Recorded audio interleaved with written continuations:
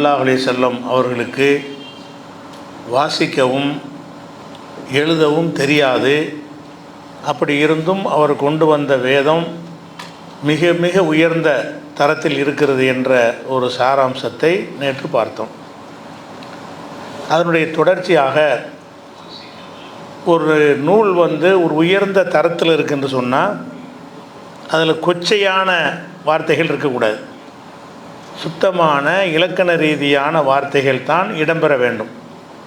இப்போ எழுத படிக்க தெரியாத நபி ஸல்லல்லாஹு அலைஹி வஸல்லம் எதை இறைவேதம்னு சொன்னாங்களோ அதில் நம்ம பேச்சு வழக்கில் சொல்லுவோம்ல, அந்த மாதிரியான சொற்கள்லாம் இருக்காது.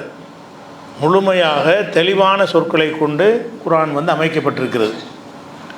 பேச்சில் பேசும் பொழுது ஒரு கோர்வை நம்ம அவசியம் கிடையாது. நம்ம பாட்டு பேசிகிட்டே இருக்கலாம். முதல் வரி இப்படி இருந்தால் ரெண்டாவது வரி இப்படி இருக்கணும், மூணாவது இப்படி இருக்கணும்னு ஏதாவது ரூல் இருக்கா? பேசுகிறதுக்கு அப்படி ரூல் கிடையாது. ஆனால் ஒரு இலக்கியம் படைக்கிறதா என்ன இருக்கணும், முதல் வரி எப்படி இருந்துச்சோ அதே மாதிரி அதில் 4 வார்த்தை இருந்தால் ரெண்டாவது வரையிலையும் 4 வார்த்தை இருக்கணும். அது இந்த எழுத்தில் முடிந்தால் அடுத்த எழுத்தும் வரியும் இந்த எழுத்தில் முடியணும்.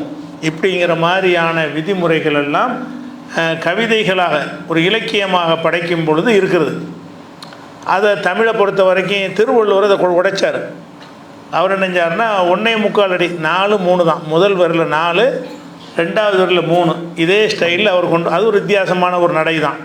இருந்தாலும் அது அந்த அடிப்படையில் எல்லாமே இருக்கும். எந்த வரியை எந்த குறளை எடுத்துக்கொண்டாலும் அது 1.25 அடிம்பாங்க. 1.25 அடின்னா 4 வரி 4 வார்த்தை முதல் லைனில் இருக்கும், ரெண்டாவது லைனில் 3 வார்த்தை இருக்கும். இப்படி எல்லா குறளுமே இருக்கும். இப்படி ஒரு சீரோட ஒரு ஒழுங்கோடு தான் என்ன செய்வாங்க, இலக்கியம் படைக்கிறவங்க எழுதுவாங்க. ஆனால் சாதாரண பேசுகிறோம்ல, அதுக்கு எந்த ஒரு ரூலும் கிடையாது. எப்படி வேணாலும் பேசலாம், என்ன வேணாலும் பேசலாம், எதை வேணாலும் முந்தி போடலாம், எந்த வார்த்தையை வேணாலும் சொல்லலாம். அதுக்கு எந்த ஒரு விதிமுறையுமே கிடையாது. இந்த குர்ஆனை பொறுத்த வரைக்கும் இந்த வழிமுறையை கையாளலை. எந்த வழிமுறை? ஒரு கவிதை என்று சொல்வதற்கு, இலக்கியம் என்று சொல்வதற்கு என்னென்ன விதியை வச்சிருக்கிறாங்களோ அந்த விதிப்படி குர்ஆன் இல்லை.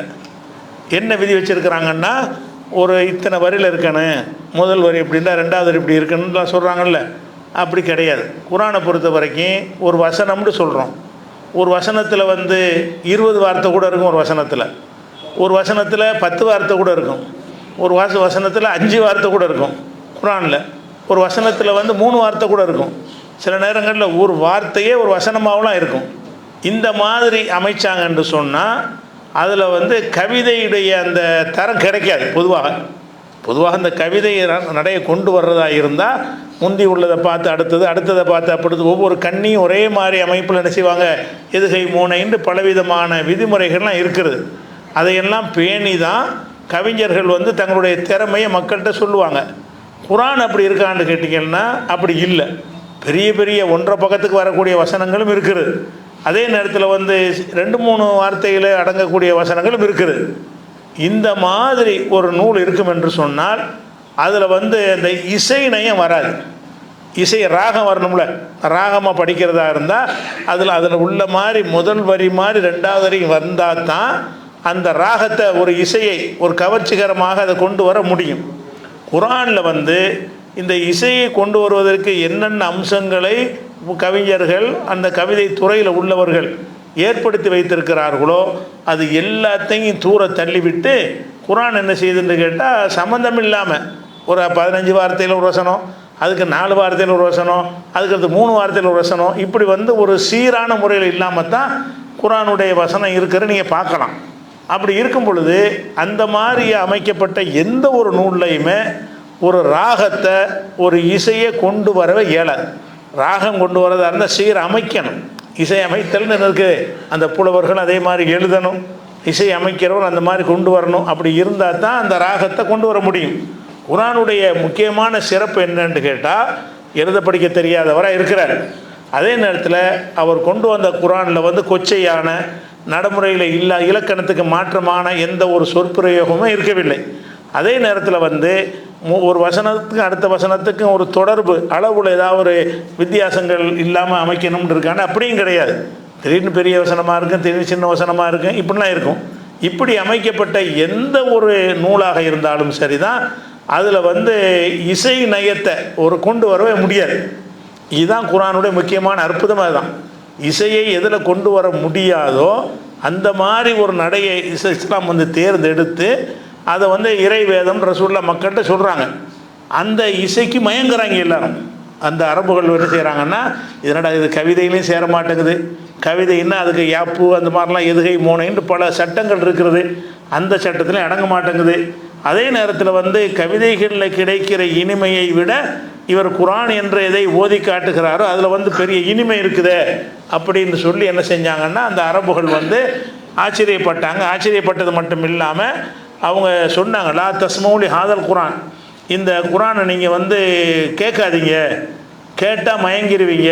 குர்ஆனை யார் சொல்கிறா? மக்கத்தில் உள்ள காஃபிர்கள். அந்த மக்களுக்கு சொன்ன அறிவுரை என்னென்னு கேட்டால், அவர் குர்ஆன் எதையாவது சொன்னால் கேட்டுப்படாதே, அவர் சும்மா ஏதாவது பேசினா கூட கேளுங்க, குர்ஆன் சொன்னார் கேட்கக்கூடாது. என்ன அர்த்தம்? அந்த குர்ஆன் வந்து அப்படியே அந்த அந்த ஓதக்கூடிய அந்த விதம் வந்து மக்களை ஈர்த்தினபடியே அப்படி மதிமயங்கிடுவாங்க, அதில் ஒரு அதிசயமான ஒரு அமைப்பு அதில் இருக்குது என்று மக்காவோட உள்ள காஃபிர்களுமே நினைஞ்சாங்க, அதை விளங்கியிருந்தாங்க. இது 41வது சூறாவில் 26வது வசனத்தில் இது இருக்கிறது. நீங்கள் வந்து குர்ஆனை வந்து கேட்டுறாதீங்க அப்படிங்கிறாங்க.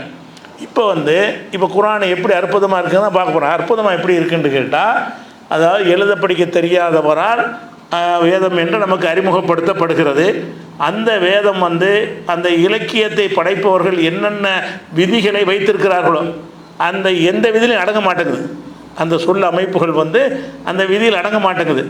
ஆனால் அந்த கவிதைகளில் கிடைக்கக்கூடிய இனிமையை விட கேட்டால் ரசிக்கக்கூடிய ஒரு நிலையில் வந்து இந்த குர்ஆன் மட்டும்தான் இருக்கிறது. எந்த அளவுக்கு இருக்குன்னு கேட்டால், அரபு மொழி தெரியாதவர்கள் அந்த குர்ஆனை கேட்டாலும் மயங்குகிறார்கள். இதை ஆய்வு செய்கிறாங்க. இந்த குர்ஆனை பற்றி இன்றைய நவீன காலத்தில் வந்து பல அறிஞர்கள் ஆய்வு செஞ்சு, இது ஏதோ ஒரு மந்திர சக்தி இருக்கிறது, இந்த மாதிரி ஒரு மெத்தடில் வந்து இவ்வளோ இனிமையை கொண்டு வர முடியாது, அப்படி எல்லாம் வார்த்தையை பொறுக்கி போட்டு பொறுக்கியாக கூட வந்து ரப்பு தானே, அவன் ஒரு ராகண்ட ஆயிரம், அவன் எப்படி வந்தால் ராகம் வரணும்னு அவன் நினைக்கிறானோ அவன் தந்திருக்கிறான், அந்த மாதிரி அவனாலும் கொண்டு வர முடியாதுன்னு சவால் விடுது. இதை பற்றி சொல்வதாக இருந்தால், முதலாவதாக அந்த மெர்மடிக் பிக்தால்னு சொல்லுவாங்க. மெர்மடிக் பிக்தால்னு சொல்லி அவர் முஸ்லீம் அல்லாத ஒருவராக இருந்து குர்ஆனில் குறை கண்டுபிடிப்பதற்காக வேண்டிய எகிப்தில் போய் அரபு மொழியை கற்று குர்ஆனை வந்து நம்ம தப்பு கண்டுபிடிக்கணும் அப்படிங்கிறதுக்காக வேண்டிய படித்து கடைசியில் வந்து குர்ஆனால் ஈர்க்கப்பட்டு அவர் இஸ்லாத்தை ஏற்று அவர் ஆங்கிலத்தில் குர்ஆனை மொழிபெயர்த்திருக்கிறார். பிக்தால்ங்கிற ஒரு அறிஞர். அவர் என்ன சொல்கிறார், ஆங்கில மொழிபெயர்த்தவர் என்ன சொல்கிறாருன்னு கேட்டால், இந்த குர்ஆன் வாசகங்கள் ஓதப்படும் போது அதை கேட்பவர் அரபு மொழி தெரியாதவராக இருந்தாலும் அந்த ஓசை நயம் மனிதனை உச்சாணிக்கிளைக்கு கொண்டு போகிறது. அரபி தெரியலன்னு சொல்லி அதை கேட்டோம்னு சொன்னாலே ஒரு விதமான ஒரு மயக்கம் தரக்கூடிய ஒரு தன்மை அதில் இருக்கிறது. அதற்கு ஈடு இணையற்ற இன்னிசை அதன் ஓசை வந்து இருக்கிறது. அந்த ஓசையே மனிதர்களை அள வைக்கிறது, பரவசப்படுத்துகிறது. அப்படி பார்த்தா அவர் ஈர்க்கப்படுறார். இவர் அந்த குர்ஆனில் குறை கண்டிக்க போனவர் அந்த குர்ஆனை ஓதுறதை முறையாக ஓதணும், அதுக்கான ஒன்றடுக்கு ஒன்று ஓதனா அதுக்கு ஈர்க்காது. சரியான முறையில் ஓதினார்கள் என்று சொன்னால் அதனுடைய ஈர்ப்புத்தன்மை எப்படி இருக்கும்னு கேட்டால் மனசை கட்டி போட்டுரும். மொழி தெரியாட்டாலும் பரவாயில்லை, அரபு மொழி தெரிந்தவர்களுக்கு அர்த்தத்தோடு சேர்த்து கட்டி போடும். அரபு மொழி தெரியல என்று சொன்னால் எந்த ஒரு மேலதாளம் ட்ரம்மு இசை உண்மையாக அது கிடையாது, கருவியே கிடையாது, ஓதை தான் செய்கிறாங்க. அது என்ன செய்யும்னா மக்களை ஈர்த்து விடும் என்று சொல்லி பிக்தாலுங்கிற ஒரு அறிஞர் சொல்கிறாரு. அவர் முஸ்லீமாக இருக்கிறான்னு சொன்னாருன்றாங்க. கேட்டானே செய்வாங்க, அவர் இருந்தார், இப்போ இஸ்லாத்துக்கு வந்துட்டார்ல, இஸ்லாத்துக்கு வந்து அப்படி தானே சொல்லுவார் அப்படின்னு கூட இதை வந்து அலட்சியப்படுத்த முடியும். அதே நேரத்தில் வந்து ஆர்பெரின்னு ஒருத்தர், இவர் வந்து 1955 உள்ளவர். இவர் வந்து கேம்பிரிட்ஜ் பல்கலைக்கழகத்தில் ஒரு பேராசிரியர். இவர் முஸ்லீம் கிடையாது, கேம்பிரிட்ஜ் பல்கலைக்கழகத்தில் ஒரு பேராசிரியர் இருக்கிறார். அவர் வந்து குர்ஆனை வந்து இப்படி வேதம்னு நினைக்கிறாங்களே, இதில் என்ன விஷயம் இருக்குது என்று ஆராய்கிறார். ஆராய்ஞ்சு சொல்கிறாரு. அவர் சொன்ன வாசகம் என்னன்னு கேட்டால், குர்ஆனை அரபு மொழியில் ஓத கேட்கும்போது அது வெறும் வார்த்தைகள் அல்ல, அது ஒரு இதய துடிப்பு, அதன் ராகம் ஒரு விதமான மந்திரத்தன்மையை கொண்டது. அந்த ஓசை நயத்தை எந்த மொழியாக்கத்திலும் கொண்டு வர முடியாது, டிரான்ஸ்லேஷனை பார்த்து உங்களுக்கு கொண்டு வர முடியாது. மொழிபெயர்ப்பு பார்த்துட்டு அந்த குர்ஆன் எந்த வகையில் அற்புதமாக இருக்குதோ அது மொழிபெயர்ப்பில் கொண்டு வர முடியுமா? கொண்டு வர முடியாது. அந்த மொழிபெயர் அந்த ராகத்தை நீங்கள் என்ன மாதிரி செஞ்சாலும் சரி, இந்த மாதிரி ஒரு ராகத்தை உங்களுக்கு கொண்டு வர இயலாது. மொழி தெரியாதவனையும் மந்திரத்தால் மயக்கிற மாதிரி ஒரு அம்சம் இருக்கிறது என்று அவர் சொல்கிறார். மேலும் அவர் என்ன சொல்கிறாருன்னு கேட்டால், முக்கியமான வார்த்தை மர்மமான மற்றும் கவர்ச்சிகரமான அழகு கொண்டதுங்கிறார். மர்மம்ங்கிறார், காரணம் சொல்ல தெரியல, என்னென்ன தெரியல. அந்த அமைப்பு சீரடிகள் ஒழுங்காவெலாம் இல்லை, ஆனால் கேட்டால் அப்படி இழுக்குது, அப்படி இருக்குது, ஏதோ ஒரு தெய்வீக சக்தி அதில் இருக்குதுங்கிறார். அதான் இஸ்லாத்தை ஏற்றுக்கொள்ளாத ஒரு வரலாற்று ஆய்வாளர் அதன் ஓசை நம்மளை இழுக்கத்தான் செய்கிறது. அதாவது இது கவிதையும் கிடையாது, இது உரை நடையும் கிடையாது, இரண்டுமில்லாத ஒரு தனித்துவ கலவையாக இருந்தும் கூட அதன் ஒளிநயம் தாள முறை மற்ற எதற்கும் ஒப்பாகாது அப்படிங்கிறார். அப்போ இந்த குரான் இறைவன் சொல்லி எது மாதிரி கொண்டு வர சொல்கிறான்னா, நீ எந்த மொழியில் வேணால் அப்படி ஏற்றிக்கிட்டு வா, அர்த்தம் தெரியாதவன்ட்டு வாசி காட்டினா அவனை மயக்கணும், அப்படி கொண்டு வா. அர்த்தம் தெரியாதவன் கேட்டாலும் அது அப்படி மயங்கி போகணும், சொக்கி போக வேண்டும். அந்த மாதிரி இருக்கக்கூடிய ஒன்றை கொண்டு வா என்பது தான் அந்த அறைகளுடைய முக்கியமான ஒரு அர்த்தம். அது ஒரு விஷயத்தை சொல்கிறார். அதே மாதிரி கிப்பண்டு ஒருத்தர் வரலாற்று ஆசிரியர் இருந்தார். இவர் ரொம்ப புகழ்பெற்ற வரலாற்று ஆய்வாளர். இவர் குரானை நிறைய விமர்சித்தவரும் கூட. குரானை புகழ்ந்து எழுதினவரெலாம் கிடையாது. அவர் என்ன செய்கிறாருன்னா, குரானுடைய மொழிபெயர்ப்பை நீங்கள் யார்ட்டையாவது கொடுத்தீங்கன்னு சொன்னால், பகுத்தறிவாளர் கொடுத்தீங்கன்னு சொன்னால் அவங்களால் அதை ஏற்றுக்கொள்ள இயலாது. ஏன் ஏற்றுக்கொள்ள இயலாது? சொர்க்கம் நரகம் அப்படி அவங்க நம்ப முடியாத இருக்குல்ல. எதனால் ஏற்றுக்கொள்ள இயலாதுன்னா, சொர்க்கங்கிறாங்க, நரகம்ங்கிறாங்க, மரணத்துக்கு பிறகு ஒரு வாழ்க்கை இருக்குங்கிறாங்க, கபருங்கிறாங்க. இதெல்லாம் குரானை கொடுத்தீங்கன்னா அவனுக்கு அது ஏற்றுக்கொள்கிற மாதிரி இருக்காது அப்படின்னு சொல்லிட்டு, ஆனாலும் அதனுடைய அர்த்தம் தெரியாமல் அந்த மூட மொழியை வாசிக்கும் பொழுது அதில் ஒரு கிறுகிறுப்பு வருகிறது. ஒரு அவர் விமர்சிக்கிறார் குரானை, புகழ்ந்து சொல்கிற ஒரு ஆக்கத்தில் அவர் சொல்லலை. விமர்சிக்கிற இடத்துல என்ன செய்கிறாருன்னு கேட்டால், மொழிபெயர்ப்பில் இதை அவங்க கொண்டு வர முடியலை.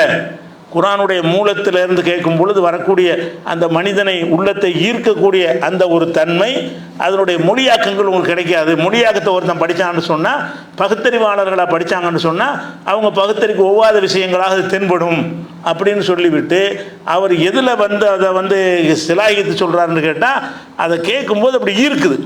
குரானை ஒரு 5 வசனத்தை ஒருத்தர் ஓத விட்டு கேட்டிங்கன்னு சொன்னால் சரியான முறையில் அர்த்தம் தெரியாட்டாலும் அப்படியே மெய் மறந்து என்ன செய்வோம், கேட்போம். பாட்டில் அப்படி தானே கேட்கணும். ஹிந்தி பாட்டு கேட்டு ரசிக்கத்தானே செய்கிறாங்க. ஹிந்தி தெரியாதவர்கள் அப்படின்னு நினைக்கக்கூடாது. பாட்டுகள் எல்லாம் சீரான அடிகளை கொண்டு எழுதப்பட்டிருக்கிறது, ப்ளஸ்ஸு கருவிகளை கொண்டு போதை ஏற்றப்படுகிறது. இசை கருவிகள் பல்லாயிரக்கணக்கான வாத்திய கருவிகளை பின்னணியில் இருக்கிறதுனால தான் அது பாஷை தெரியாட்டான அந்த ராகமும் தாளமும் வந்துட்டு நிற்கிறது. அதோடு ஒப்பிட முடியாது. இதுக்கு எந்த இசை கருவியும் கிடையாது. அதே மாதிரி அந்த தாள வரிசை, அந்த அமைப்பு, சொற்களுடைய அளவு, அதெல்லாம் ஒன்றுமே கிடையாது. உங்கள் ரூல் படி அது இருக்கவில்லை, கவரக்கூடிய தன்மையில் இருக்கவில்லை. ஆனாலே நான் அற்புதம் இறைவண்டு காட்டுவதற்காக வேண்டி இப்படியான ஒன்றில் இதெல்லாம் கொண்டு வர முடியாதுடா.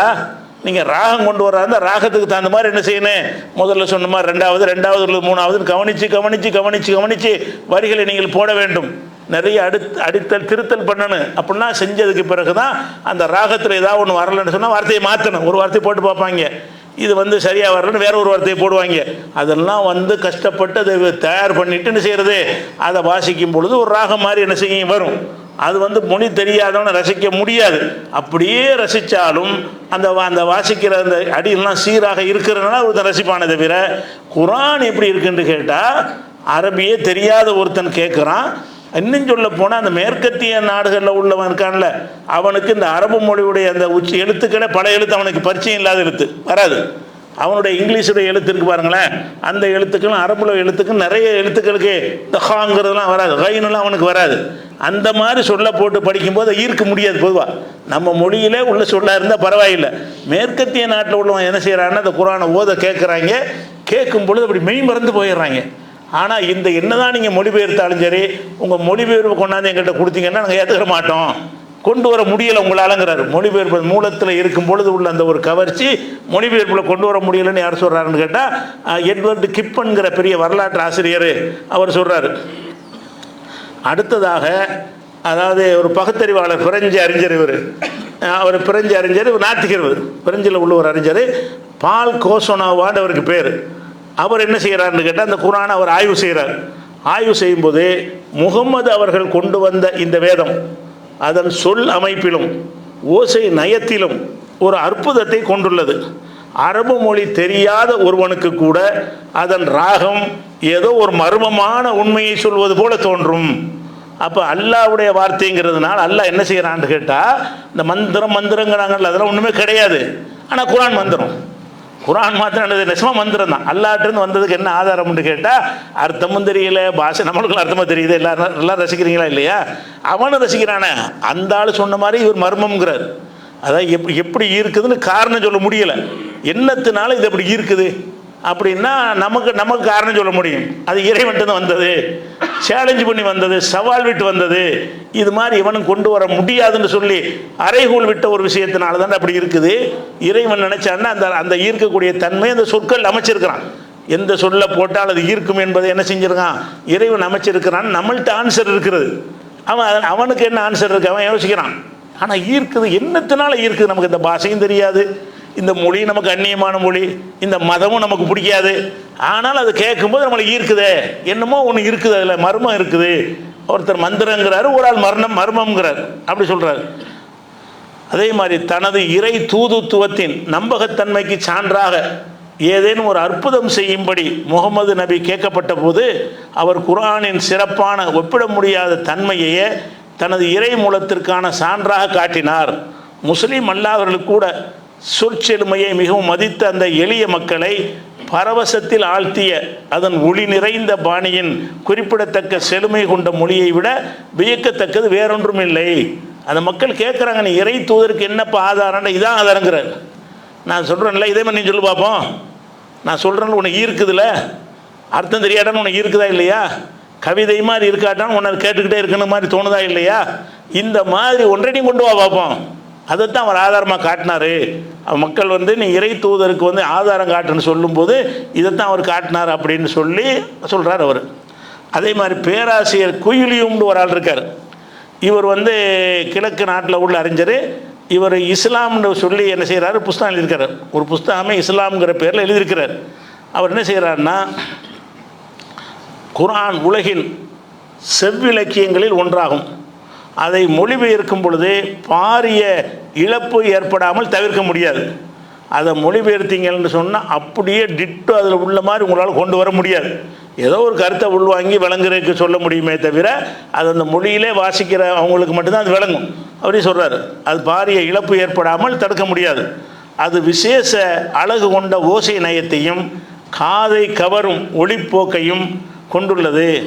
பல கிறிஸ்தவ அரபியர்கள், அவர் சொல்கிறார், பல கிறிஸ்தவ அரபியர்கள் அதன் நடையை பற்றி மிகுந்த பாராட்டுடன் பேசுகின்றனர். கிறிஸ்தவர்களாக இருக்கிறாங்க, அரபி பேசுகிறாங்க. இந்த பாலஸ்தீன் பக்கம்லாம் இருக்காங்கல்ல, அங்கெல்லாம் அரபு பேசக்கூடிய கிறிஸ்தவர் நிறைய இருக்கிறாங்க.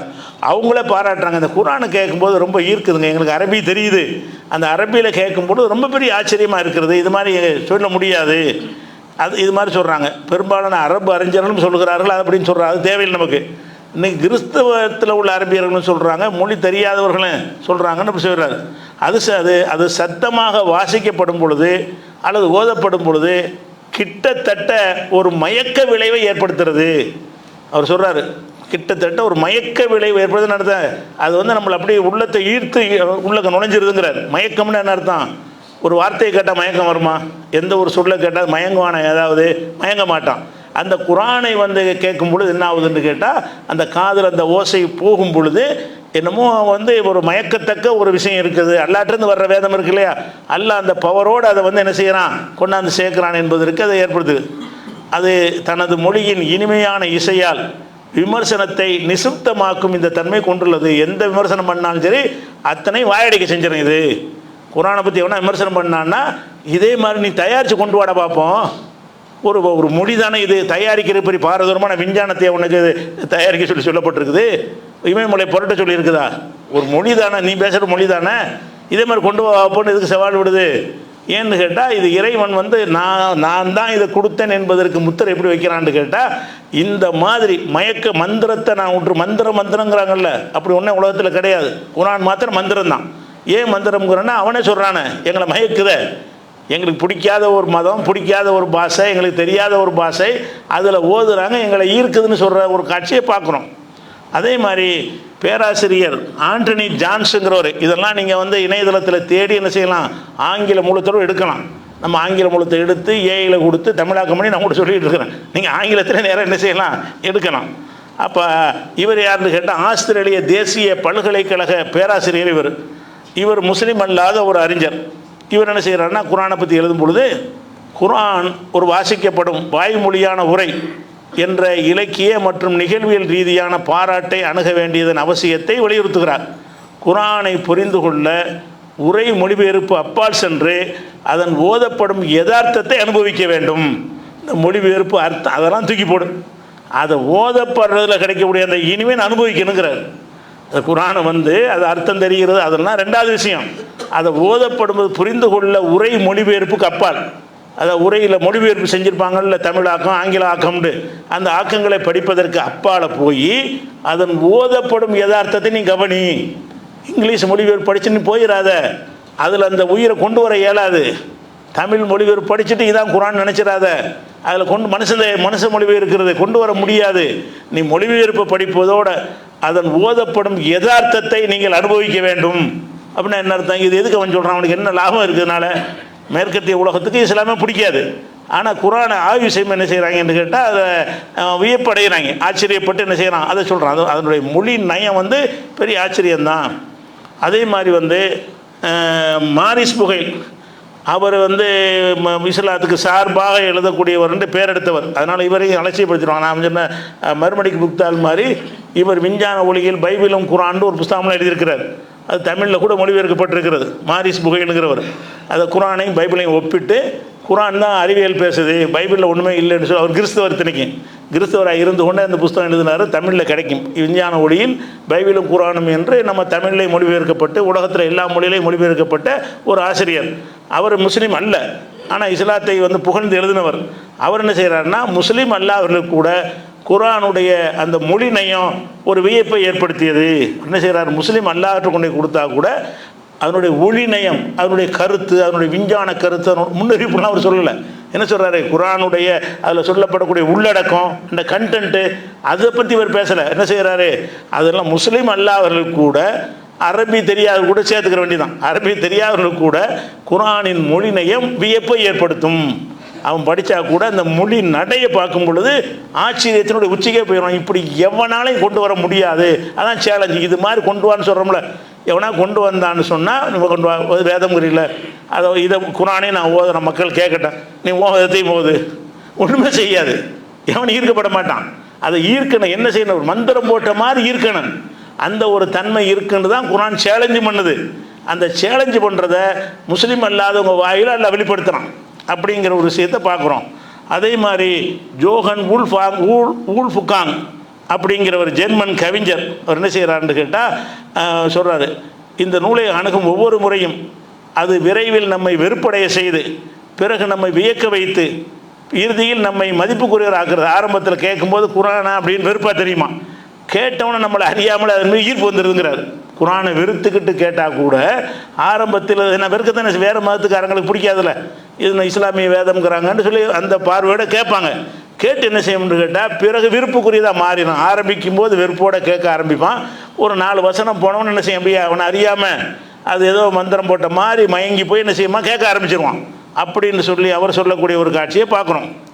அதே மாதிரி வில்லியம் மான் கோமரி அப்படின்னு ஒரு ஆள் என்ன செய்கிறாருன்னு கேட்டால், குரான் தாக்கம் ஏற்படுறதுக்கு முக்கியமான காரணம் அதனுடைய நமக்கு எல்லாமே காரணங்கிறோம். நமக்கு அதனுடைய அர்த்தம், அதனுடைய கருத்து, அதனுடைய போதனை எல்லாமே நம்ம முஸ்லீம்களை பொறுத்த வரைக்கும் ஓகே. அது அவன் கூட ஒத்துக்கிட்டா தானே, அவன் ஒத்துக்கிற மாட்டானே, திருடாத கொலை செய்யாத அவனுக்கு பிடிக்குமா, அதெல்லாம் ஒழுக்க கடையெல்லாம் கண்டிக்காதெல்லாம் அவனுக்கு பிடிக்காது.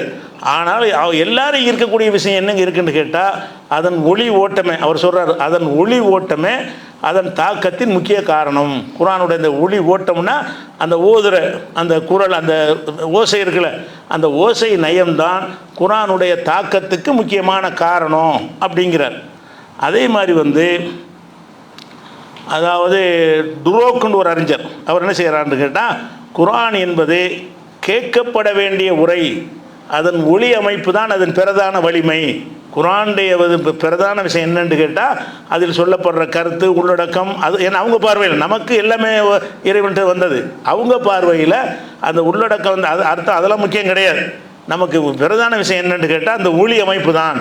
அந்த ஒளி அந்த ராகத்தை வாசிக்கும் பொழுது இந்த சொல்லுக்கு அடுத்து இந்த சொல்லு, இந்த சொல்லுக்கு இந்த அர்த்தம் நல்லா எடுத்து போட்டிருக்கான்ல, அந்த மெத்தடில் என்ன செய்கிறான்னா அந்த வசனத்துக்குள்ள ஒரு விதமான ஒரு பவரை ஏற்றி எல்லாம் நினைச்சிருக்கிறான், கொடுத்துட்டு தான் சேலஞ்ச் பண்ண சொல்கிறான். இது மாதிரி கொண்டு வாங்கிறது என்ன செய்யணும்? இதே தான் இந்த ஆளுக்கு சொன்னாங்கல்ல, இந்த மாதிரி 10 அறிஞர்களை உட்கார வச்சுட்டு நீனும் ஓது, நானும் ஓதுறேன், குரான் மாதிரி இருக்கான்னு கேட்போம். அது என்ன மாதிரி இருக்காதுன்னு கேட்போம். இருக்காது.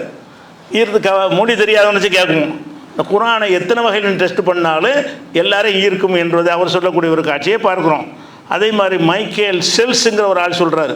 என்ன சொல்கிறாருன்னு கேட்டால், இவர் என்ன செய்கிறாருன்னா அந்த சின்ன சூறாக்கள் இருக்குல்ல, அது சின்ன அந்த அம்மை ஜூஸில் வரக்கூடிய சின்ன சூறா, குல்ஹுவல்லாஹு, அலம் தர கைஃப, இந்த சூறாக்கள் எடுத்து ஆய்வு பண்ணுறாரு. அதை ஆய்வு பண்ணி என்ன செய்கிறாருன்னு கேட்டால், அதை வந்து ஷார்ட் சூறாங்கிற பேரில் ஒரு ஆய்வு செய்கிறார். சின்ன சூறாண்டு ஒளி நயத்தை ஆராய்ந்து சொல்கிறாரு. அதனுடைய உச்சரிப்பு அந்த சூறாக்களை சின்ன சூறா தானே, பெரிய பெரிய கவிதைகளில் இலக்கியம் நயம் வருவது பெரிய விஷயம் கிடையாது. சின்ன சூறா 3 வரி 4 வரியில் உள்ள ஒரு சூறா இருக்கிறது. அதை கேட்கும் பொழுது நம்மளை அப்படி ஈர்க்கிறது, அதனுடைய ஒளி நயம் என்ன செய்ய நம்மளை மதிமயங்க வைக்கிறது அப்படின்னு அவர் சொல்லுகிறார். அதே மாதிரி வந்து தாமஸ் கார்லைல்னு ஒரு ஆள் இருக்கார்.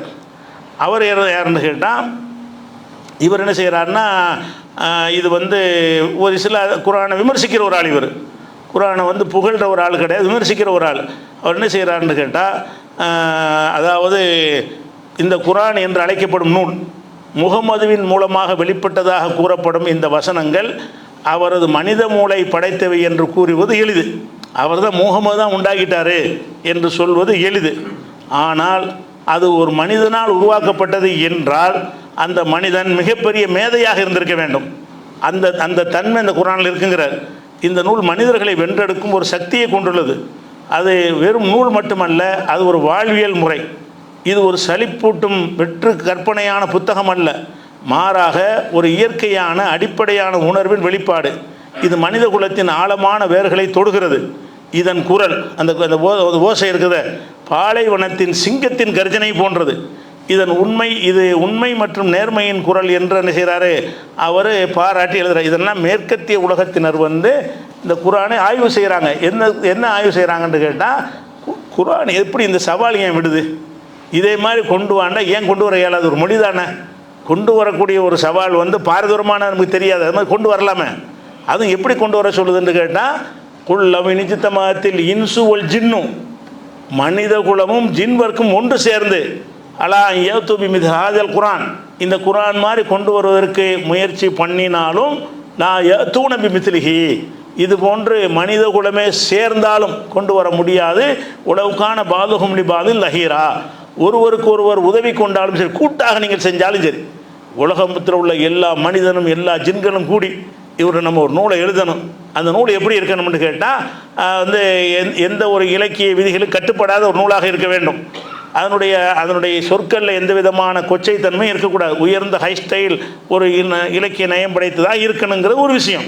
அதோடு சேர்த்து அதனுடைய ஒளி நயம் எப்படி இருக்கணும்னு கேட்டால், கேட்பவர்களை மயக்கக்கூடிய வகையில், பரவசப்படுத்தக்கூடிய வகையில், மொழி தெரியாதவங்களையும் இருக்கக்கூடிய வகையில் இருக்கணும். அப்படிங்கிறது தான் குரானுடைய அறைகூவல். விஞ்ஞான கருத்து அந்த இதெல்லாம் அறைகூவலில் வராது. நேற்று சொன்ன மாதிரி அதெல்லாம் பின்னாடி கண்டுபிடிக்கிற விஷயம், அதெல்லாம் கூடுதல் போனஸ் எடுத்துக்கிற வேண்டியதான்.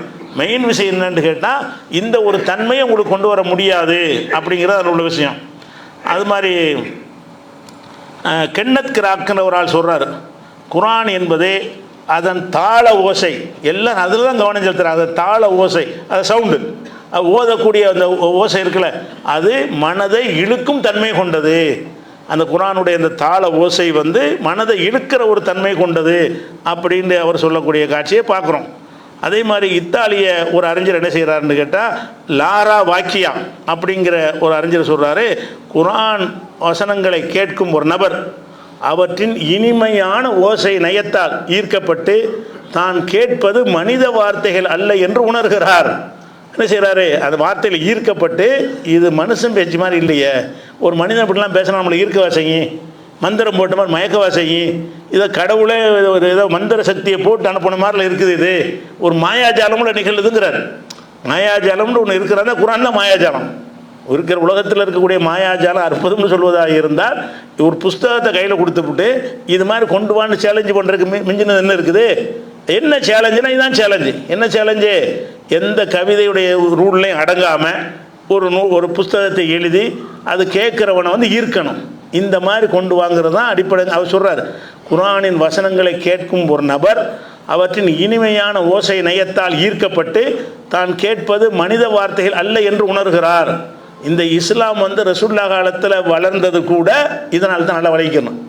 ரசூல்லா காலத்தில் ரசூல்லா பெரிய மேடை பேச்சாளரோ ஒருத்தர் பயன் பண்ணிட்டு இருந்தாங்களா? ஒன்றும் பண்ணல. அவங்க குர்ஆனை தான் ஓதுனாங்க. அந்த குர்ஆனை ஓதி கேட்டவன அவன் அவன் மொழியில் இருக்கும்போது ஈர்க்கப்படுது. அந்த மொழியில் எத்தனை பெரிய பெரிய இப்போ இம்ருல் கைஸ் மாதிரி பெரிய பெரிய கவிஞர்கள்லாம் இருந்தார்கள். அவங்க பெரிய பெரிய கவிதைகள்லாம் எழுதி காபத்துள்ள அளவு தொங்க விடுவாங்க, அரங்கேற்றுவாங்க.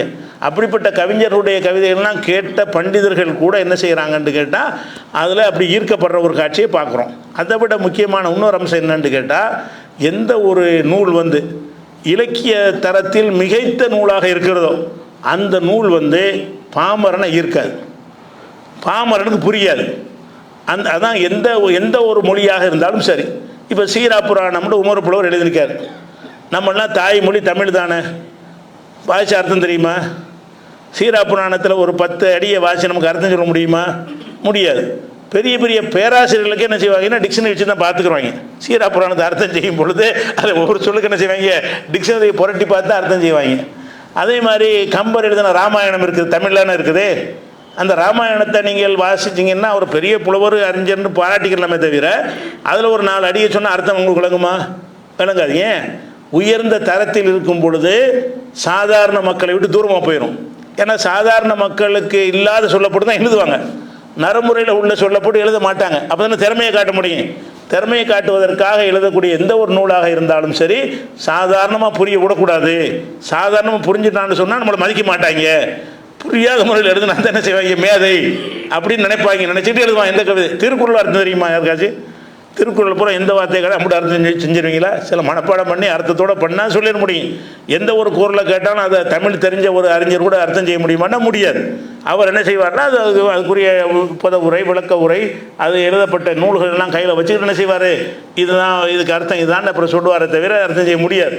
இப்படி கடந்த காலத்தில் சிலப்பதிகாரத்திலிருந்து சிவக சிந்தாமணியில் இருந்து என்னென்ன நீங்கள் இலக்கியங்கள் கொண்டாடி கொண்டிருக்கிறீர்களோ அந்த எந்த ஒரு நூலாக இருந்தாலும் சரி அதில் சொல்லக்கூடிய அந்த வரிகள் தமிழில் இருந்தாலும் அதை வாசித்து அர்த்தம் வழங்காது. இந்த குர்ஆன் எப்படி இருக்குது, அவ்வளோ உயர்ந்த நிலையில் இருக்கிறது. எழுத படிக்க தெரியாத உம்மி சமுதாயம் அவங்கள்ட்ட போய் வாசிக்கிறாரு, விளங்கவும் செய்யுது. அரபி தெரிஞ்சவங்களாக இருந்தாங்கன்னா அவங்களுக்கு விளங்கவும் செய்யுது. அரபி தெரிஞ்சவங்களுக்கு 2 நன்மை. ஒன்று, அதனுடைய கருத்தும் உள்ளே போகிறது. பெரிய இலக்கிய மேதை சொன்னார் நமக்கெல்லாம் விளங்காதுன்னு இருக்கலை. ஒரு இலக்கிய தரத்தில் இருக்கிறது. இலக்கிய தரத்தில் இருந்து கொண்டு எல்லாருக்கும் புரியுதுங்கிற எப்படி கொண்டு வர முடியும்? நீங்கள் எல்லாருக்கும் புரிகிற மாதிரி கொண்டு வந்தீங்கன்னா இலக்கியம்னு ஒத்துக்கிற மாட்டாங்க. சாதாரண பேப்பர் படிக்கிற மாதிரி நடையில் எழுதி விட்டாருன்னு இது ஒரு இலக்கியம் யாராவது சொல்லுவானா? சொல்ல மாட்டான். அப்போ இலக்கியம்ங்கிற ஒரு அந்தஸ்துக்கு அது கொண்டு வருவதாக இருந்தாலேயே என்னவா இருக்குன்னு, பாமரனுக்கு புரியக்கூடாது, பண்டிதனுக்கு புரியணும், பண்டிதனும் கஷ்டப்பட்டு புரியணும் அப்படின்னு இருந்தால் தான் அதுக்கு பேர் இலக்கியம். அப்படி இருக்கிற நேரத்தில் இந்த குர்ஆன் வந்து அரபு மொழி பேசுகிறவங்களுக்கு எப்படி அமைந்திருக்குன்னு கேட்டால் அவனுக்கு அதனுடைய அர்த்தமும் வழங்குது. எந்த அரபி மொழி பேசுகிறவன், வாசிக்க தெரியாத அரபி மொழி பேசுகிறவன், அந்த அந்த சமுதாயத்துக்கு பேர் என்ன, உம்மி சமுதாயம் தானே. ரசூலுல்லாவுக்கு எப்படி எழுத படிக்க தெரியாது அதே மாதிரி அந்த சமுதாயமே, இப்போ இஸ்ரவேல் சமுதாயம்லாம் ஒரு சமுதாயமே எழுத படிக்க தெரிஞ்சிருப்பாங்க. அன்ற காலத்திலே பல சமுதாயங்கள் உலகத்தில் இருந்தாங்கல்ல, அது இருந்த சமுதாயத்தில் எழுதவும் வாசிக்கவும் தெரியாத ஒரு சமுதாயம் எதுன்னு கேட்டால் அரபு சமுதாயம் தான். அதில் ஒரு சில பேர் அபுஜஹல் மாதிரி ஒரு சில பேர் நினைஞ்சாங்க எழுத படிக்க தெரிந்த பண்டிதர்கள் விரல் விட்டு எண்ணும் அளவில் கொஞ்சம் பேர் இருந்தாங்களே தவிர அதிகமான மக்களுக்கு இருந்துச்சு. ஆனால் அந்த அபுஜஹல் மாதிரி ஆட்களுக்கு இது ஈர்க்கலை, மனசை இறுக்கி கொண்டாங்க.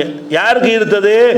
அறகுறையாக அந்த மொழியை பேசுவாங்கள்ல, மேலோட்டமாக தெரிஞ்சு வச்சுருப்பாங்கல்ல, அவங்கள இந்த குர்ஆனை கேட்குறாங்க, ஈர்க்கப்பட்டாங்க, இஸ்லாத்துக்கு வந்துடுறாங்க. சொல்லக்கூடிய ஒரு அந்த கொள்கையின்பால் ஈர்க்கப்பட்டு வந்துடுறாங்க. அது ஒரு நன்மையாச்சா? அது அரபி தெரியாதவன் பார்த்தா என்ன பண்ணுறான்னு கேட்டால் அர்த்தம் விளங்குதே இல்லையா, இதில் ஏதோ ஒரு மாயம் இருக்குது, இதில் ஏதோ ஒரு மந்திரம் இருக்கிறது, இந்த ஒரு குறளில் வந்து காதுக்கு வந்து இனிமை தரக்கூடிய ஒரு அம்சம் இருக்கிறது, நம்மளை கட்டி போடுகிறது, நம்மளை வந்து மயக்குகிறது என்றெல்லாம் அவன் ஏன் சொல்கிறான், மேலே நாட்டவன் ஏன் சொல்கிறான்? அப்போ அதனுடைய தன்மை நம்ம விளைவிக்கிறோம். அதே மாதிரி வந்து பேராசிரியர் ஹாமில்டன் கிப்புங்கிறவர், இவர் இங்கிலாந்து ஹார்வர்டு பல்கலைக்கழகத்தினுடைய பேராசிரியர். அவர் சொல்கிறார், குர்ஆனை பொறுத்தவரை மேற்கத்திய விமர்சகர்கள் அதன் கவிதை நயத்தை ஒப்புக்கொள்ள தவறிவிட்டனர். குர்ஆனை சில பேர் பல நூல்கள் எழுதியிருக்கிறாங்க, அந்த விமர்சனம் எல்லாம் அதனுடைய கருத்துக்களை வைத்தியதாக இருக்குது. அவர் என்ன சொல்கிறாருன்றா, குர்ஆனை விமர்சிக்கிற மர்மைங்கிறாரு, சொர்க்கங்கிறார், யார் போய் பார்த்தா அப்படிலாம் வரும்ல, அந்த மாதிரியான கேள்விகளை கேட்டு என்ன செய்கிறாங்க, மேற்கத்திய உலகம் குர்ஆனை விமர்சனம் பண்ணியிருக்கிறாங்க. நாத்திகர்கள் அப்படி தான் பண்ணுவாங்க, அது பண்ணுறாங்க. அவர் என்ன சொல்கிறாருன்னா, நீ பண்ணுன ஓகே, அதனுடைய ஓசை நயத்தை பற்றி நீ கவனிக்காம விட்டுருக்கிற, தவறிட்டிய, அதை ஒன்றால் விமர்சனம் பண்ண முடியாத, அதை நீ பாராட்டலான்னு முடியுங்கிறார். சொல்கிறார், குர்ஆனை பொறுத்தவரை மேற்கத்திய விமர்சகர்கள் அதன் கவிதை நயத்தை ஒப்புக்கொள்ள தவறிவிட்டனர்.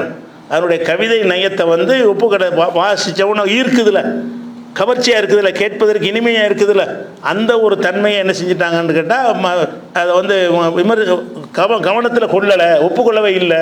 குர்ஆனுடைய ஒரு மொழிபெயர் ஆங்கில மொழிபெயர்ப்பு எடுத்துக்கிறது, அதை படிக்கிறது, இது சரியில்லை அது சரியில்லைன்னு எழுதியிருக்கிறான். அதுக்கெல்லாம் பதில் வேறு சொல்லுவோம் நம்ம விஷயம்.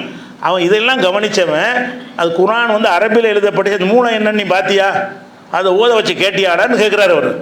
இவர் கேட்டவர். இவர் என்ன செய்கிறாரு, ஒரு ஹார்வர்டு பல்கலைக்கழகத்தில் பேராசிரியர் இருக்கிறவர் சொல்கிறாரு, குர்ஆனை பொறுத்தவரை மேற்கத்திய விமர்சகர்கள் அதன் கவிதை நயத்தை ஒப்புக்கொள்ள தவறிவிட்டனர்.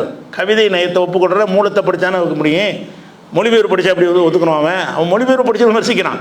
குர்ஆனில் ஆங்கிலத்தில் மொழிபெயர்த்திருப்பாங்களோ அதை படிச்சுவிட்டு வரிக்கு வரி அந்த இது சரியில்லை இந்த இது சரியில்லைன்னு ஏதோ ஒன்று சொல்கிறாங்க. அதுக்கெல்லாம் பதில் நம்மள்ட்ட இருக்குது. அது ஒரு விஷயம். குர்ஆனுக்கு எதிராக போடப்பட்ட எல்லாத்துக்கும் நம்மள்ட்ட பதில் இருக்குது. இப்பெல்லாம் என்ன செய்கிறாங்கன்னு கேட்டால், ஏராளமான நான் தேடி பார்த்த வகையில் ஒரு 15 அறிஞர்கள் சொன்னது கிடைத்திருக்குது. இன்னும் நல்லா மொழி புலமை உள்ளவர்கள் நீங்கள் ஆங்கில புலமை உள்ள தேடி பார்த்தீங்கன்னு சொன்னால் நிறைய ஆக்கங்கள் கிடைக்கும். குர்ஆனுடைய அந்த இதை என்ன அந்த ஓசை நயத்தை பற்றி என்ன சொல்கிறார்கள் நீங்கள் தேடினீங்கன்னா, நான் எடுத்துக்காட்டு சின்ன சாம்பிள் தான், இதுக்கு மேலே இருக்கும். எவனை எடுத்தாலும் அந்த ஓசை நயத்தை இப்படி சொல்கிறாங்கல்ல, இது தப்புன்னு ஒருத்தன் சொல்லணும்ல, அப்படியா சொல்லணுமா இல்லையா? இதை சொல்லிட்டாங்க, அவன் சும்மா வழங்காமல் சொல்கிறான், அப்படிலாம் இருக்கவனா இல்லை, அப்படி சொல்லணுமா இல்லையா? நம்ம இந்த டிவியில் மேற்கத்திய பிரிட்டன்லேருந்து வரக்கூடிய ஒரு டிவியில் என்ன செய்வாங்கன்னு கேட்டால், பலவிதமான நிகழ்ச்சிகள் நடத்துவாங்க. அந்த ஷோவில் முக்கியமான ஷோ என்னென்னு கேட்டால், ஒருத்தனை பாட விடுவாங்க, எல்லாம் கேட்டுட்ருப்பாங்க. அதே மாதிரி ஒருத்தனை பாங்க சொல்ல விடுவாங்க, கேட்பாங்க. ஒரு கிறிஸ்துவ தோத்திரத்தைப்பட்டு அது மக்கள் எப்படி இருக்கிறாங்கன்னு பார்க்குறது, ஒவ்வொன்றையும் பார்க்குறதுக்கு. அந்த மாதிரி என்ன செய்கிறாங்க, ஒரு நாள் ஒரு நிகழ்ச்சி நடத்துகிறாங்க, நான் டிவியில் அது பார்க்குறேன். இந்த மாதிரி ஒரு பையன், சின்ன பையன், குர்ஆனை ஓத வந்திருக்கான். அவன் நீ ஓது பார்க்குறாங்க, அழுகுறாங்க. இருக்கிறதெல்லாம் ஒருத்தன் கூட முஸ்லீம் கிடையாது, எல்லாம் ஆங்கிலம் தெரிஞ்சவன், அவனுக்கு அரபியே தெரியாது. அந்த சின்ன பையனை விட்டு ஓத வச்ச நிகழ்ச்சி, வேறு நிகழ்ச்சி நான் பார்க்குறேன். அதில் எல்லாம் இப்போ பார்க்குறாங்க, ரசிக்கிறாங்களே தவிர கண்களில் கண்ணீர் வர்றது எதில் வருதுன்னு கேட்டால், என்னடா இவ்வளோ எப்படி அதை வர வச்சிச்சு, ஒரு அர்த்தம் தெரியலை, ஒன்றும் தெரியலை. நம்ம டிவி ஷோ நிகழ்ச்சி நடத்துகிறாங்க, ரியாலிட்டி ஷோ. அந்த ஷோவில் பலவிதமான விஷயங்களை மேடையில் நடத்தி மக்கள்கிட்ட கொண்டு போவாங்க. பலதரப்பட்ட ரசிகர்கள் அதில் உட்காந்துருப்பாங்க, ரேட்டிங்காக பலதை செய்கிறான். அப்படி செய்யும்போது, தற்செயலாக செய்யும்போது, அந்த குர்ஆன் ஓதுற நிகழ்ச்சியில் என்ன செய்யுதுன்னு கேட்டால், பார்க்குறவங்களாம் கண்ணீரை துடைக்கிறான், கட்சி போட்டு துடைக்கிறான். அந்த முக்காடு போட்டு துணியை வச்சு செல்வாரகப்படுத்த அந்த பொம்பளை துடைக்கிறாங்க. இந்த மாதிரி பொம்பளை ஆம்பளையெல்லாம் அவங்கெல்லாம் முஸ்லீம் இல்லை. என்னன்னு கேட்டால், அதை ஓதக்கூடிய விதத்தில் ஒழுங்கான முறையில் ஓதுனாங்கன்னு சொன்னால், அர்த்தம் தெரியாட்டான ஈர்க்கிறது மட்டும் இல்லாமல் அவனுக்கு அழுகையை வர வைக்கணும்னு அர்த்தம். ஈர்க்கிறது காதுக்கு இனிமையாக ரசிச்சுட்டு போகிறத தாண்டி அழுகை வருதுன்னா, என்னமோ ஒரு தெய்வத்திலேருந்து ஒரு செய்தி வருது, நம்ம ஏற்றுக்கிறாமல் இருக்கிறோமேங்கிற மாதிரி உள்ளத்தில் ஒரு ஃபீலிங் அதை ஏற்படுத்தி அவனுடைய கண்கள்லேருந்து கண்ணீர் வருவதை நானே கண்ணால் பார்த்துருக்கேன். அந்த நிகழ்ச்சியை, அந்த மாதிரி ஷோவெல்லாம் பல தடவை பார்த்துருக்கிறேன். அப்போ அந்த மாதிரி இருக்கிறதுனால குர்ஆனில் அதனுடைய முக்கியமான வகை என்னன்னு கேட்டால், இந்த தன்மை தான், அதனுடைய மொழி நடை தான். ஆனால் அந்த மொழி நடையிலையும் பல விஷயங்கள், ஒவ்வொரு வார்த்தையும் ஏன் போட்டிருக்கோம், அந்த வார்த்தையை ஏன் போட்டான்லாம் சொல்வதாக இருந்தால் அது உங்களுக்கு ட்ரையாக போயிடும். இந்த மொழி சம்பந்தமாக இதுக்கு மேலே சொன்னு வைங்க, அது அரபி தெரிஞ்சவங்களுக்கு தான் விளங்குமே தவிர, அரபி தெரியாதவர்களுக்கு என்ன தூரமானதாக நம்மளை எங்கேயே தூரத்துக்கு கொண்டு போகிற மாதிரி உங்களுக்கு தெரிஞ்சிடும். அதனால் இந்த விஷயத்தை அது விட்டுட்டு, இது போக குர்ஆனில் பல பல ஒரே தரத்தில் பேசக்கூடாது. இலக்கியம்னு சொன்னால் அதில் என்ன ஒரு கிண்டல் இருக்கணும், ஒரு மாற்று கருத்து இருக்கணும், ஒன்று சொல்லி இன்னொரு அர்த்தத்தை நாடணும், இப்படி ஊமை இருக்கணும், உதாரணங்கள் இருக்கணும், இப்படி பலதும் கலந்து தான் ஒரு இலக்கியம் என்பது இருக்கும்.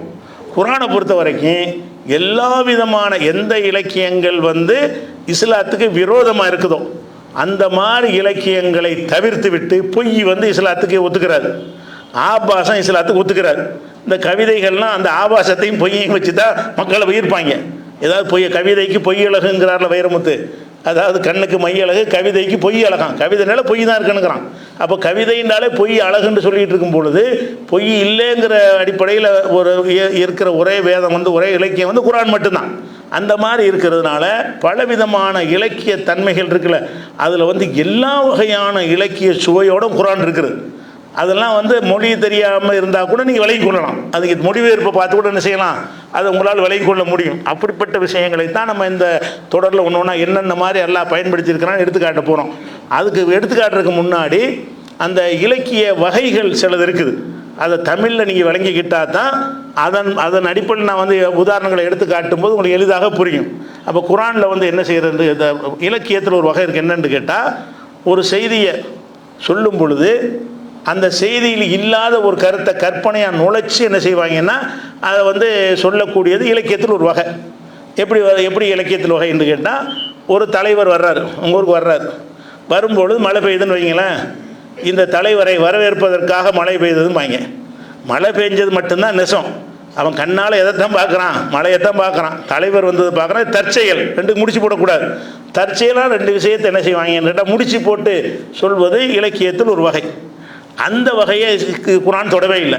அது பொய் தானே. அது மழை பெஞ்சுன்னு சொன்னால் மழை பெஞ்சதுக்கும் ஒருத்தன் வந்ததுக்கு ஏதாவது காரணம் இருக்குமா?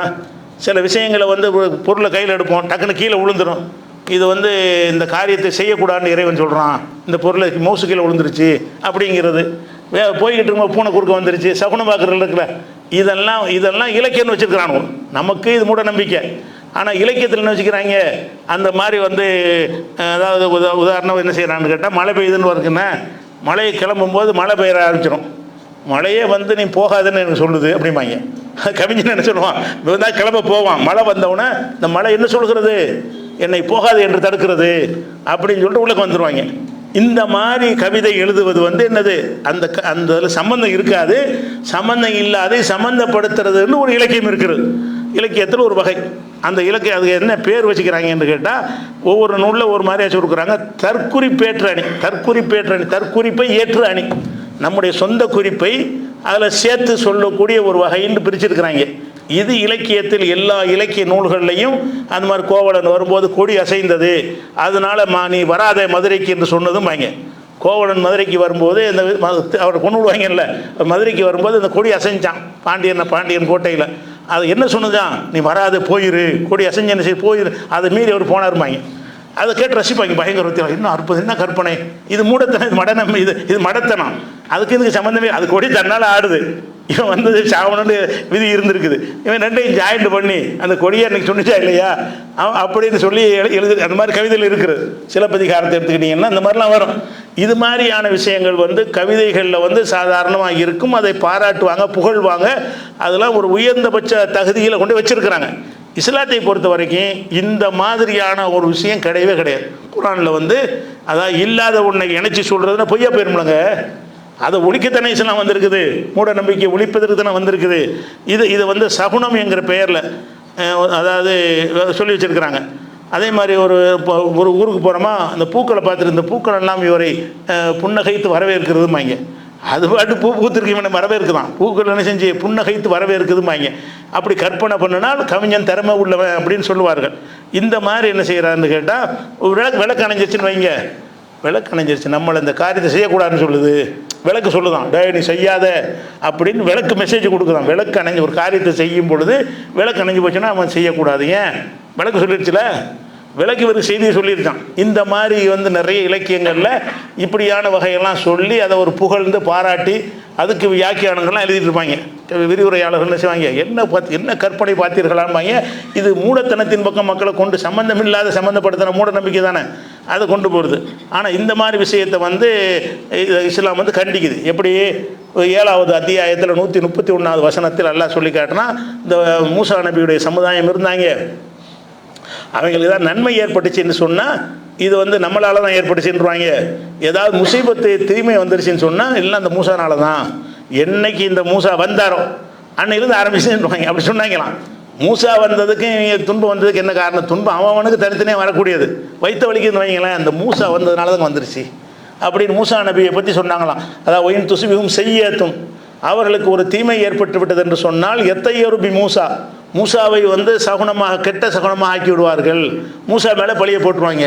மழை பெஞ்சாலும் மூசா தான், வெயில் அடித்தாலும் மூசா தான், வறுமை வந்தாலும் மூசா தான், வெள்ளம் வந்தாலும் மூசா தான். இவர் என்னைக்கு ஆரம்பித்தாரோ அன்றைக்கே எல்லாம் நாசமாக போச்சும்பாங்க. இதை எல்லாம் கண்டிக்க தான் செய்கிறான். அவங்க இலக்கியத்தில் உயர்ந்த தன்மைன்னு சொல்கிறாங்கல்ல, அந்த தன்மைக்கு இங்கே வேலை இல்லைன்னு எல்லாம் கண்டிக்கக்கூடிய விஷயமாகத்தான் குரான் இருக்கிறதே தவிர இந்த பொய்யான இலக்கியம் கிடையாது. அதே மாதிரி ஹூத் நபி போய் அந்த மக்கள்கிட்ட போய் பிரச்சாரம் பண்ணும் பொழுது காலு இத்தையர்னாபிக்க, நீ வந்ததுனால தான் எல்லாமே. அவங்க ஹூத் நபி இப்போ என்ன செய்கிறாங்க, ஒன்னால தான் அம்புட்டீங்க. எது நடந்தாலும் சரி, இந்த ஹூதுன்னு ஒரு ஆள் வந்தார்லப்பா, அது கொஞ்சம் நல்லா தானே போயிருந்தோம். அவர் என்னைக்கு இது எல்லாம் வணங்குன்னு சொன்னார், அன்னைக்கு பிடிச்ச முசீபத்துன்றுவாங்க. அப்படி சொன்னார்கள் என்று சொல்லி 27வது சூறாவில் 47வது வசனத்தில் சொல்லி காட்டுக்கிறான். அதே மாதிரி யாசின் சூறாவில் 3 தூதர்கள் ஒரு சமுதாயத்துக்கு அனுப்புவான்.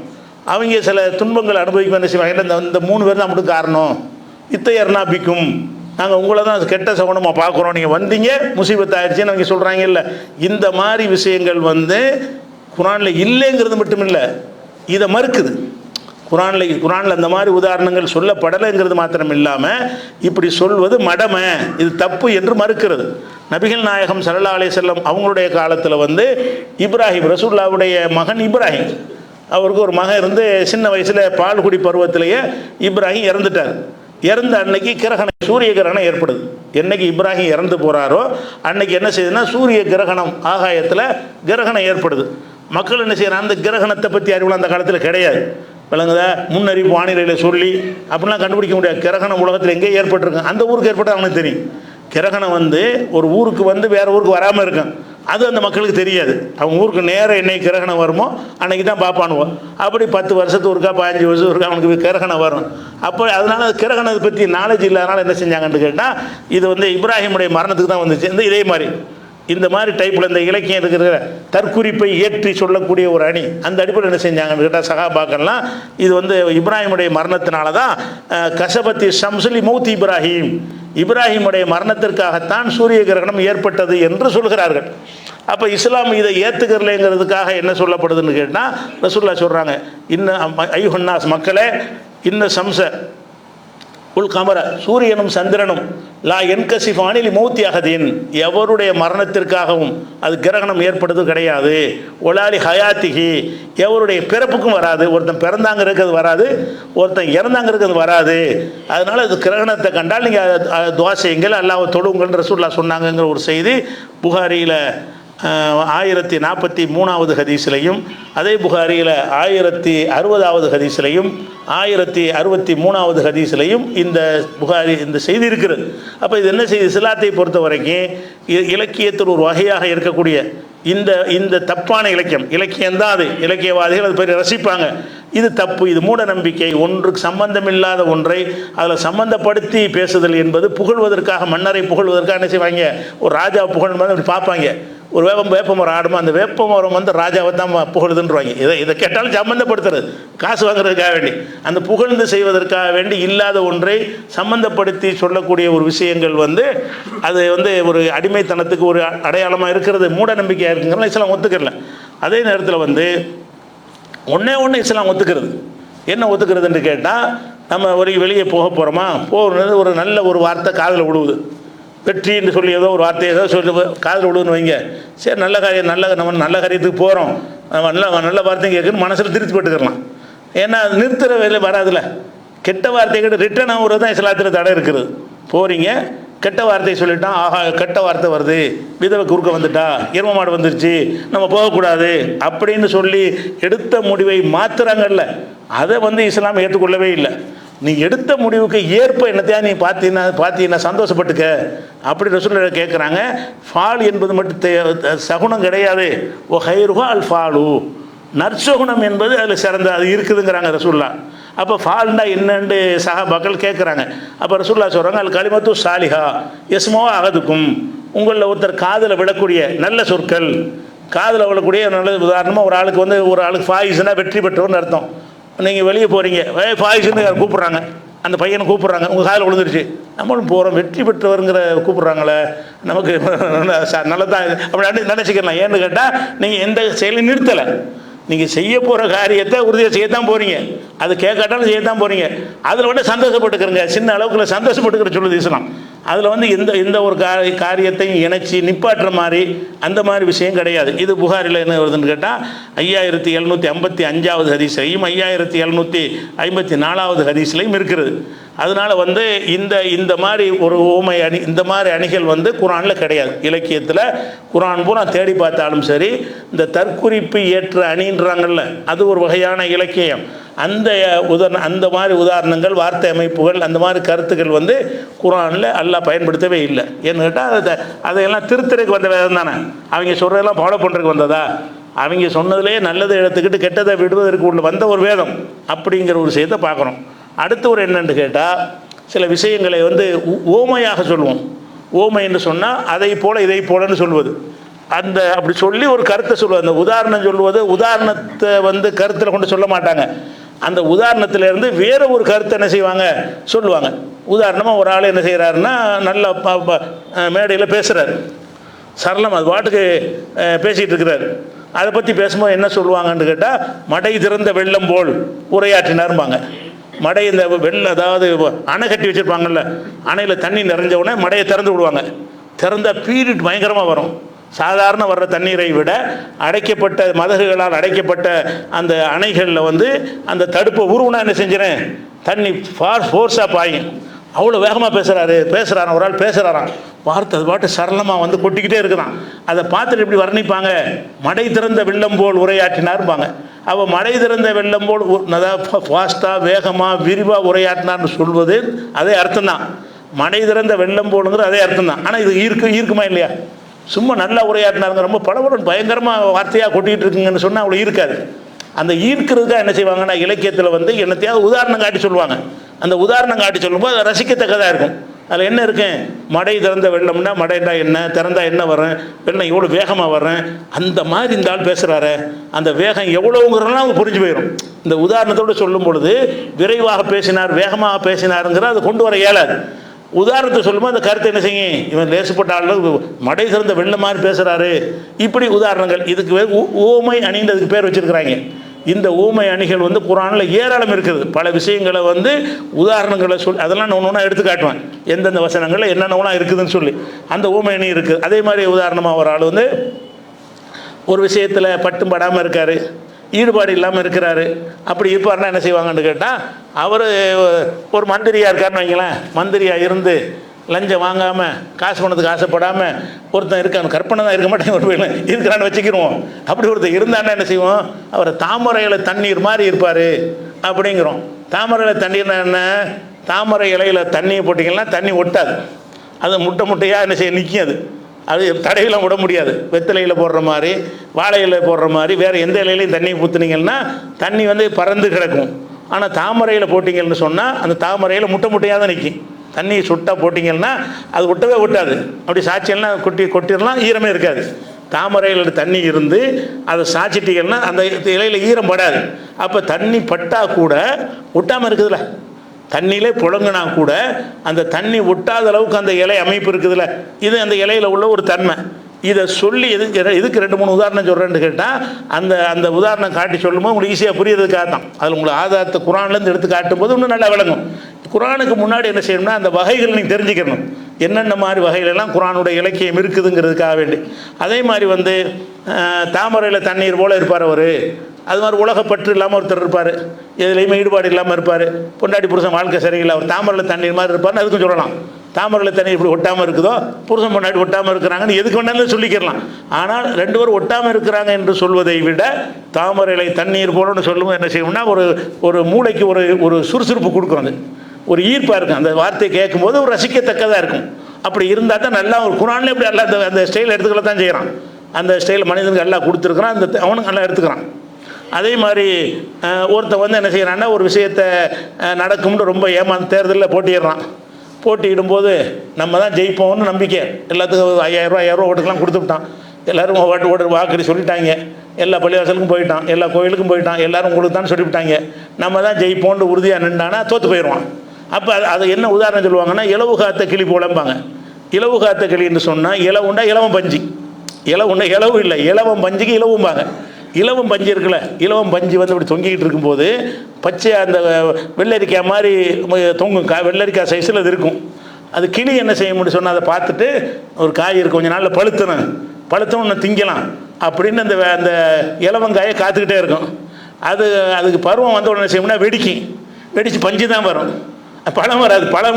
காய் பழமாக தான் நான் எந்த காயாக இருந்தாலும் பழமாகும்ல, பழமாகவும் நினச்சிக்கிட்டு என்ன செய்யணும், இது வெள்ளரிக்காய் பழக்க போகுது, அப்புறம் நாளைக்கு வந்து சாப்பிடுவோன்னு காத்துக்கிட்டு இருக்கு. அப்படி கற்பனை தான், காத்துக்கெல்லாம் இருக்காது. இவங்கெல்லாம் ஒரு கற்பனையில் செஞ்சு அது என்ன செய்யலாம், ஒரு நம்பி ஏமாந்து போயிட்டான்னு சொன்னால் இலவு காத்த கிளி போல. எப்படி இலவம் பஞ்சை வந்து பழுக்கும்னு நினச்சி ஏமாந்து காத்துக்கிட்டு இருந்துச்சோ அந்த கிளி, அப்புறம் ஏமாந்து போச்சோ, பழம் கிடைக்கலையோ, நம்பிக்கைலாம் வீணாக போச்சோ, அது மாதிரி போயிடுச்சுங்கிறது. எதுக்கு? எதெல்லாம் உங்களுக்கு நம்பி நடக்காமல் போயிடுச்சோ, எதிர்பார்த்த விஷயங்கள் எங்கே ஃபெயிலியர் ஆகிடுச்சோ அந்த இடத்துல என்ன உதாரணம் சொல்லுவாங்க, இலவு காத்த கிளிம்பாங்க. இதெல்லாம் இலக்கியத்தில் உள்ளது. இந்த மாதிரியான விஷயங்கள் குர்ஆனில் நிறைய இருக்குது. இதுக்கு பேர் ஓமை அணி. ஓமைன்னா அது போல இது போலங்கிறோம்ல, இது போல் அது போலன்னு சொன்னோம்னா ஓமைன்ற அர்த்தம், உதாரணம் காட்டுறது.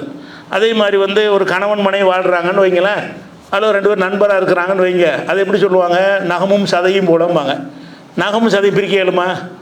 நகம் வந்து அந்த சதையோடு ஒட்டிக்கிட்டு தான் இருக்கும், விலங்குதை பிரித்தோம்னா அது புண்ணாக போயிடும், காயமாயிரும். அப்போ நகமும் சதையும் எப்படி வந்து பிரிக்க முடியாமல் இருக்குதோ அப்படிலாம் பிரிஞ்சு தான் இருக்கிறாங்க. மனசால் ஒட்டி இருக்கிறத காட்டுறதுக்கு என்ன செய்வாங்கன்னு கேட்டால், நகமும் சதையும் போல் இருக்கிறார்கள், அவங்கள பிரிக்க முடியாது அப்படின்ற, பிரிக்க முடியாதுன்னு சொல்வதை விட நகமும் சதையும் போல் இருக்கிறார்கள்னு சொல்லும்போது ஒரு ரசிக்கத்தக்கதாக இருக்கும்ல. சும்மா எல்லாம் ஒன்று சேர்ந்துருக்கிறான்னு சொல்வதை விட அந்த உதாரணத்தை சொல்லி ஒரு ஃப்ரெஷ்ஷாக ஒரு டானி குடித்த மாதிரி இருக்குது, அந்த மாதிரி வச்சு அந்த வார்த்தையை சொல்லும்பொழுது ஈர்ப்பு இருக்கும்ல. அந்த ஈர்ப்பு இருக்கிற காரணத்தை எல்லாம் ஒத்துக்கொண்டு என்ன செய்யறான்னு கேட்டால், அந்த மாதிரி உதாரணங்கள் வழியாக பல விஷயங்களை குர்ஆனில் சொல்லி காட்டுகிறான். அதே மாதிரி வந்து ஒருத்தனுக்கு ஒருத்தன் காவலாக இருக்கிறாங்க, காப்பாற்றிட்டு இருக்கிறாங்க, இவருக்கு ஒரு துணை, அவருக்கு இவர் துணை அப்படிங்கிற மாதிரி இருக்கிறாங்கன்னு வைங்க. அது ஒரு தாய் வந்து பிள்ளையை காப்பாற்றுன்னு வைங்க. இதெல்லாம் சொல்லும்போது என்ன செய்வாங்கன்னா, கண்ணை இமை காய்ப்பது போலம்பாங்க.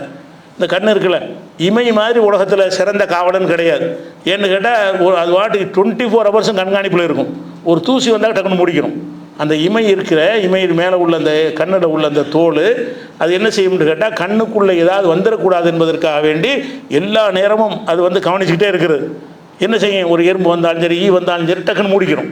அதை கண்ணை காப்பாற்றுது, அதை கண்ணை இமை காப்பாற்றுவது போல இருக்கிறான். இதை எதுக்கு உதாரணம் சொல்லுவாங்க, ஒரு மனுஷன் இன்னொரு மனுஷனுக்கு பக்கபலமாக இருக்கான், சப்போர்ட்டாக இருக்கிறான், அவனுக்கு எது வந்தாலும் விட மாட்டான், பாடி கார்டாக இருக்கிறான், அந்த மாதிரி ஏதோ ஒரு வகையில் அவனுக்கு உதவியாக இருக்கான்னு வைங்க. அதுக்கு என்ன உதாரணம் காட்டுவாங்க, கண்ணை இமை காப்பது போல் அவர் காத்துக்கிட்டு இருக்கிறாரு, இந்த ராஜாவை வந்து அந்த அதிகாரி காப்பாற்றுறாருன்னு ஏதோ எதுக்கு வேணாலும் சொல்லலாம், அது சொல்லிட்டு போகிறது. அது மாதிரி வந்து ஒரு விஷயம் நடக்குது, அது நடக்குமா நடக்காதா, அங்கிட்டு போமான்னு தெரியலை, அதுக்கு என்ன உதாரணம் சொல்லுவாங்கன்னு கேட்டால், மதில் மேல் பூனைம்பாங்க. ஒரு மதிலுக்கு மேலே பூனை இருக்குது, இங்கிட்டு குதிமா அங்கிட்டு குதிமா யாருக்கு தெரியும், பூனை நடுவில் பூனை நிற்கிது, அந்த பூனை இங்கிட்டு வேணாலும் குதிக்கலாம், அங்கிட்டு வேணாலும் குதிக்கலாம், எந்த பக்கம் குதிக்குன்னு தெரியலை. அந்த மாதிரி தெரியாமல் இருந்தால் என்ன செய்வாங்கன்னு கேட்டால், மதில் மேல் பூனை. இந்த ஒரு கட்சிக்காரன் வந்து எந்த கூட்டணியில் சேர போகிறான்னு தெரியலை, மதில் மேல் பூனையாக இருக்குது, இங்கிட்டு போனாலும் போயிடுவோம் அங்கிட்டு போனாலும் போயிடுவோங்கிறதுக்கு என்ன செய்யலாம், இந்த உதாரணம் காட்டலாம். இது மாதிரி ஏராளமான உதாரணங்கள் வந்து இலக்கியத்தில் இருக்கிறது. இதுக்கு பேர் ஓமை அணி. இந்த ஓமை அணி வந்து ஏராளமாக குர்ஆனில் இருக்குது. அந்த ஓமை அணிங்கிற தலைப்பை எடுத்துக்கொண்டு நம்ம ஒன்றா உதாரணத்தை காட்டுவோம். எப்படியெல்லாம் இல்லை உதாரணம் சொல்லி புரிய வைக்கிறான்.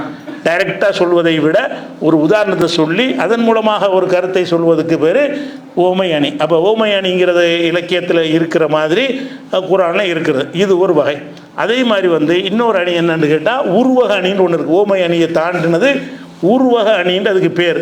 அந்த அணிண்டா என்ன, அதுக்கு சில உதாரணங்களை சொல்லி உங்களுக்கு புரிய வச்சுட்டு தான் குர்ஆனுக்கு போகணும். பேசிக்க இது என்னென்று வழங்க அங்கே வந்து ஓமை அணி நான் சொன்னாடா திருது முடிக்கக்கூடாது. அதுக்காக தான் முன்னாடி என்ன செஞ்சு ஒவ்வொரு வகையும் இருக்கிறது. அந்த வகை என்னங்கிறது நீங்கள் சில உதாரணங்களை கொண்டு வழங்கி கொண்ட பிறகு குர்ஆன்லேருந்து எடுத்து காட்டினா தான் என்ன அழகான இப்படியெல்லாம் குர்ஆன் வந்து கவனிச்சிருக்கிறது அப்படின்னு நம்ம ஆச்சரியத்தினுடைய உச்சிக்கே போயிடலாம். அந்த உருவக அணி ஏராளமான அணிகள் இருக்கிறது. எல்லா வகையான அணிகளையும் ஓரளவுக்கு உங்களுக்கு விளக்கி விட்டு குர்ஆனில் அந்த அணிகள் எப்படியெல்லாம் இருக்குது என்று எடுத்து காட்ட வேண்டியிருக்கு. இன்ஷா அல்லாஹ் அதை வந்து நம்ம நாளைக்கு பார்க்கலாம். அஸ்ஸலாமு அலைக்கும்.